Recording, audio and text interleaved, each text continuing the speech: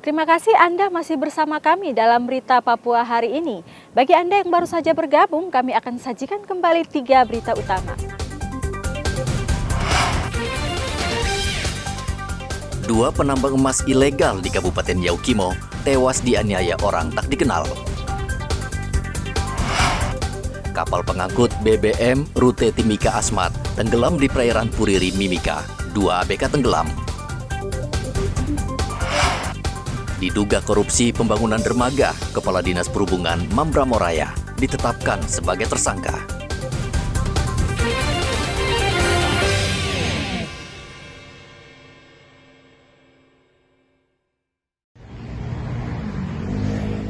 Kejaksaan Negeri Jayapura menetapkan Kepala Dinas Perhubungan Mambramoraya, JW, sebagai tersangka dalam dugaan korupsi pembangunan dermaga di Kampung Teba.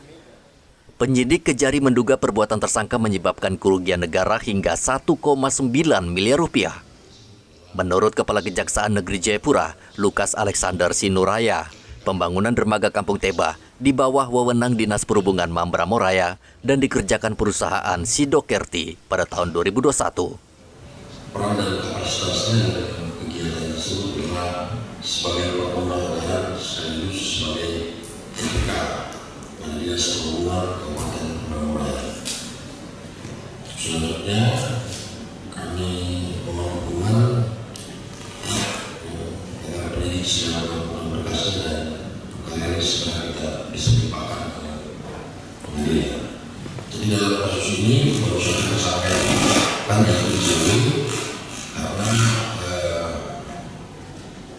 untuk saat ini memang hanya perannya dia baru bisa dia, tetapi tidak tertutup kemungkinan siapapun yang ada peran keterlibatan maka akan dijadikan tersangka.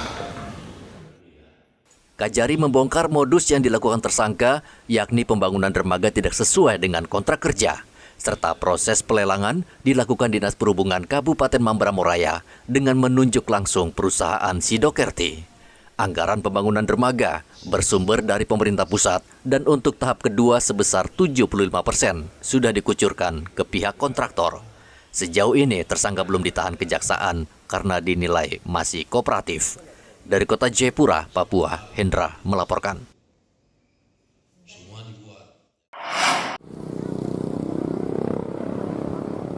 Sebagian warga Merauke masih menggunakan minyak tanah untuk memasak. Namun, masalahnya minyak tanah ini semakin sulit didapat.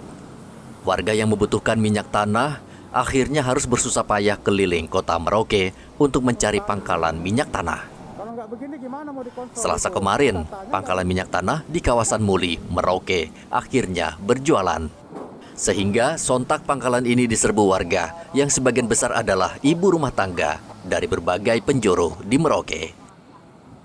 Namun mereka tidak bisa membeli sesuka hati karena setiap pembelian dijatah hanya 10 liter.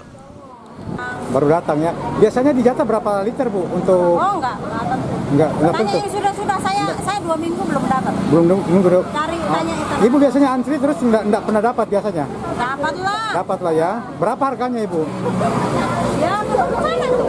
Ya? Menurut sana. Oh, yang sana ya. Ibu, ada rencana Ibu untuk beralih ke LPG kira-kira? Tidak. Kadang 10, kadang 5, Pak. Nah, Ibu sekarang ini kan agak sulit tetap minyak tanah ya. Nah, Ibu kira-kira ada rencana untuk beralih ke LPG? Kayaknya begitu ya? Iya. Tapi nggak takut, Bu, menggunakan LPG apa semua enggak? Nggak tahu, belum coba sih. Belum coba ya? Minyak tanah saat ini langka bagi sebagian warga Merauke. Bahkan banyak pangkalan minyak tanah saat ini sudah tutup. Mereka beralih menjual gas LPG yang saat ini diminati masyarakat karena bersih dan lebih praktis. Muhammad Ridwan melaporkan dari Merauke, Papua Selatan. Sudah 3 minggu ini antrean kendaraan di SPBU masih terlihat. Sebagian besar adalah truk yang membutuhkan solar, namun pasokannya masih tersendat. Amir, pengelola SPBU di Jalan Ahmad Yani mengatakan pasokan BBM dari Pertamina, baik itu Pertalite maupun solar subsidi, saat ini sudah mencukupi dan sesuai dengan jatah yang diberikan Pertamina. Menurut Amir, antrean kendaraan di SPBU terjadi karena saat ini memasuki musim kemarau. banyak pekerjaan proyek jalan dan bangunan yang dilakukan sejumlah perusahaan sehingga permintaan BBM meningkat. Masalah pasokan aman. Sejauh ini tidak ada masalah sebenarnya. Cuman memang yang kami lihat ini betul adanya bahwa antrian itu semakin panjang. Tapi untuk stok, saya pikir dari Pertamina yang kirim ke kami itu yang kami salurkan ke konsumen. Itu berapa banyak memang untuk pasokan dari Pertamina ini?